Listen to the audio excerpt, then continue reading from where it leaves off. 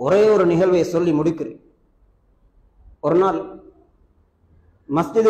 மஸ்ஜிதிலிருந்து வெளியிலே வரும் பொழுது ஒரு வாலிபர் வந்தார். உண்மையிலே நடந்த நிகழ்வு. சொன்னார், நான் இவ்வளவு காலமும் சம்பாதித்தது முழுக்க முழுக்க ஹராம். மாசம் 1 லட்சத்துக்கு மேல் தேடுவேன், ஆனால் ஹராமான சம்பாத்தியம். சென்ற கிழமை ஒரு இடத்திலே ஒரு பயான் கேட்டேன், ஒரு ஹுத்பா கேட்டேன். இப்பொழுது பயமாக இருக்கிறது, இந்த வருமானத்தின் மூலம் எப்படி நான் வாழுவது? குடும்பத்திலே வந்து சொன்னேன், என்னுடைய தொழிலை நிறுத்தப் போகிறேன் என்று. குடும்பத்திலே உள்ள பலரும் ஏசினார், உனக்கு தலை இருக்கிறதா, மண்டை இருக்கிறதா? ஒரே அடியாக இதனை விட்டு விட்டு நீ பிச்சை கேட்க போகிறியா? மனைவியிடத்திலே வந்து சொன்னேன். மனைவி சொன்னால், எனக்கு இவ்வளவு காலமும் தெரியாது, ஹராம் என்றால் உடனடியாக விட்டுவிடுங்கள். அல்லாஹ் கைவிட மாட்டான். நான் படித்து கொடுத்து கிளாஸ் நடத்தி ஒரு குறுகிய அளவு சம்பாதிக்கிறேன், அதன் மூலம் சமாளித்துக் கொண்டு வாழ்க்கையை கொண்டு போவோம். அல்லாஹ் உங்களுக்கு நல்ல ஒரு தொழிலை தருவான்.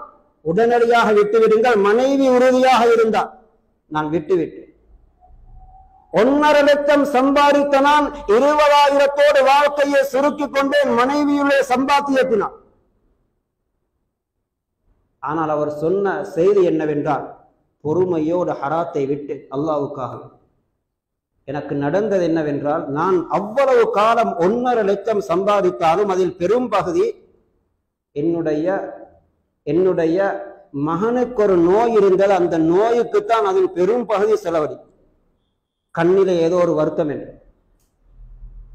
அவர் சொன்னார். வல்லாஹி சொல்லுகிறேன், இந்த ஹராத்தை விட்டு 2 வாரமாகவில்லை, பல வருடங்கள் நான் செலவழித்தும் குணம் கிடைக்காத என்னுடைய மகனுடைய அந்த பிரச்சனை 2 வாரத்தோடு முழுமையாக சுகமாகிவிட்டது.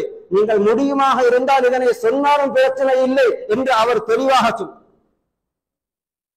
இப்பொழுது அல்லாஹ் எனக்கு சிறந்த ஒரு பரக்கத்தான தொழிலையும் தந்திருக்கிறான், அதையும் அல்லாஹ் விடவில்லை. ஹதீஸ் சொல்லுகிறது, அல்லாஹ்வுக்காக வேண்டி யார் ஒன்றை விடுவாரோ அதை விட சிறந்ததை அல்லாஹ் அவருக்கு வழங்குவான். அவ்வளஹுல்லாஹு கைரம்.